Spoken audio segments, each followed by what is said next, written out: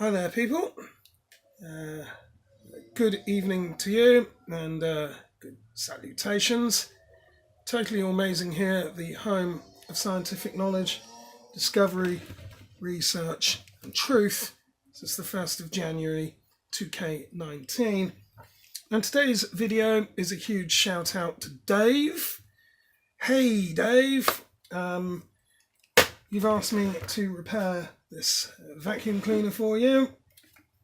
This is the MIELE model number S5211 type HS11, manufactured by MIELE in Germany.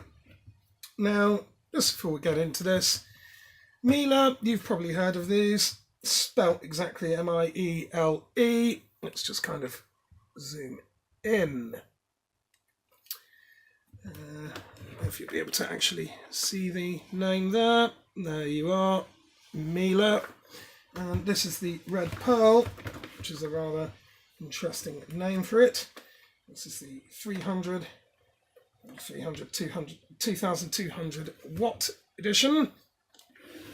And, it's the 1900 watts, max 2200 watts. Runs off AC 230, 240. That's the voltage.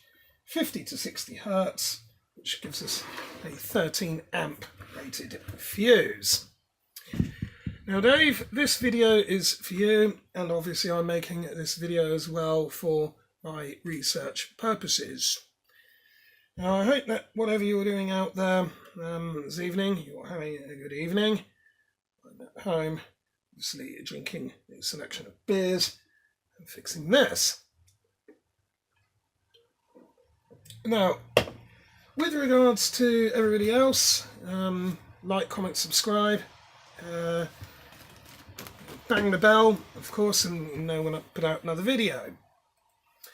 Right, what's wrong with this? And this is according to Dave. Apparently, when he's turned this on, the switch also seems to be a bit kind of awkward. He's heard some arcing and sparking, and there's been a rather sort of nasty, foul, burning smell coming from within inside the unit somewhere. So this warrants certain investigation. If we just lay the unit down. Back here, standard moulded 3-pin plug, and I've already just done checks on here to make sure there's no continuity between line, neutral, line and earth, and neutral and earth, and yeah, any of the others. There's no continuity anywhere on the plug. There's the standard, yes, 1363A approved plug, the UK 13 amp rated fuse inside. Flex, it's to be a double insulated kind of affair. I would assume that this is earthed as well. Flex seems to be very substantial. None of that horrible other cheaply made affair. The cabling, some of the cheap ones and other things that you can feel squishing around. This doesn't do that, and it fairly holds its shape, so it's fairly substantial there. So what we are going to need to do is get inside this thing and have a look.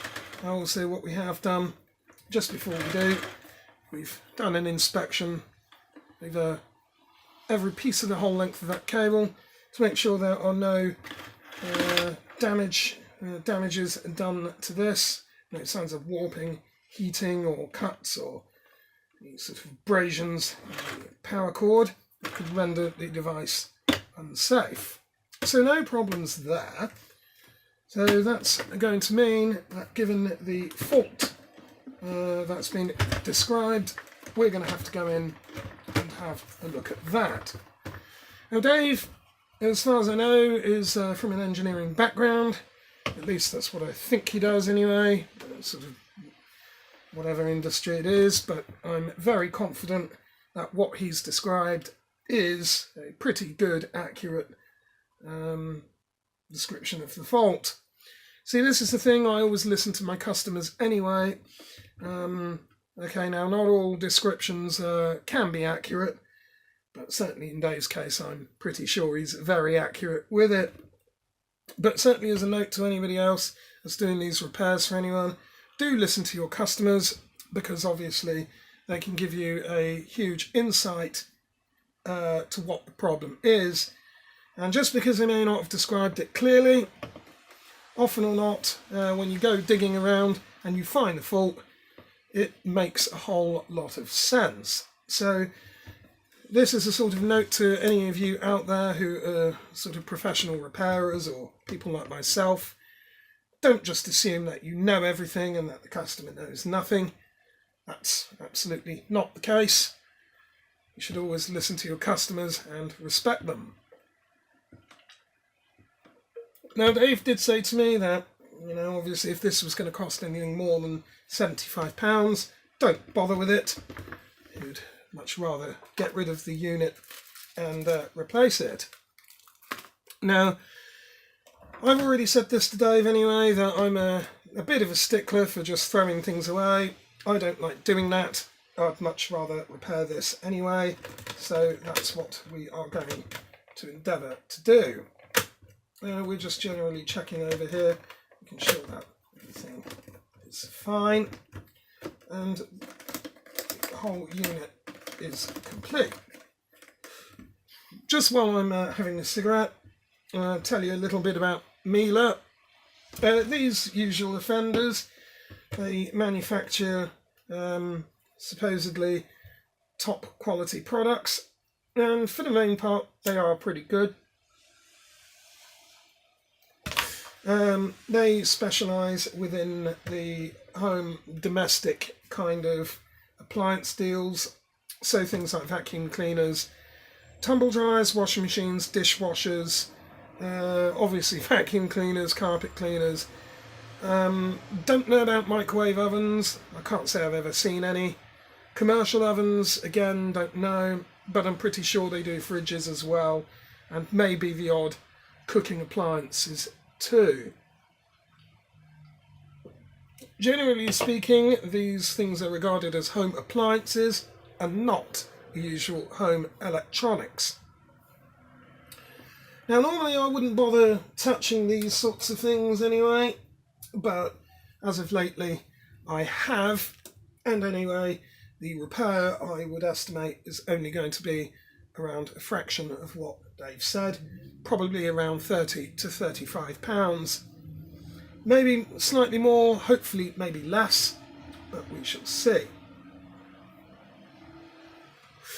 Now, I've already had a sort of cursory look at this device, so while I'm smoking and drinking, I'm going to tell you a few things. I already have some tools ready here, because MIELE and a few others have a habit of using these rather stupid Torx screws, Torx fasteners, and of the T20 kind. And those can be found, there we are, hurrying along, throwing things away. So there's going to be one in here. I'm just trying to find some way of holding that in, which obviously it's not going to, so that's fine. There's a second one usually in here. That does stay. So there's one in here, one in here. That one's probably not going to stay in there. Is it? Is it going to stay in or not? The other one did. So, and then there's going to be one down in here. And then there is a fourth one in here. So we're obviously going to have to remove those, and one of the reasons why obviously I'm making this video is for my purposes too. Now what we can start doing anyway, I've already removed the vacuum cleaner bag anyway and put that somewhere safe, because obviously that's going to need to be emptied in a safe manner, obviously. But what we can also do now is there's a sort of internal HEPA filter deal here. So using the 2 plastic lugs, I'm trying to do this one handed, I'm smoking, which is not ideal, but can do is just remove that. That here is just the whole kind of HEPA filter deal. As you can see, there's a micro sort of fibre filter. We can just clip that back together and put that with the other item over there. And there's going to be an internal sort of filter deal here. We'll come to that later. Oh yeah, I need to move those out the way. Now, this whole front panel, I'm going to want to extract that, and that can be done fairly easily anyway. I'm just going to have to prise off a couple of sort of plastic polymer lugs which hold sort of silver coloured plastic grill on the front, and there'll be another filter behind that. Then, once we've done that, there's going to be 2 more plastic kind of push-in connectors that hold this whole front unit on. So we'll remove that purely to save it from any damage, and it facilitates easier access to the rest of our machine. Now, once we're inside that, once we've got inside here, there's probably going to be another couple of these Torx screws. In fact, there's another one down in there as well. If I just sort of tilt the unit back, you may be able to sort of see it in there. So that's in there.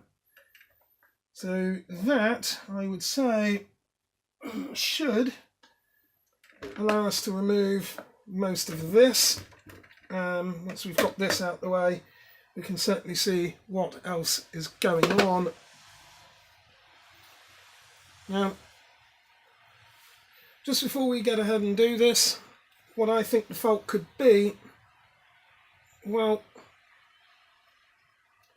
from what Dave did describe, and his words were exactly this: while it was running, he heard arcing and sparking, and there was a rather offensive, noxious burning smell coming from inside the unit.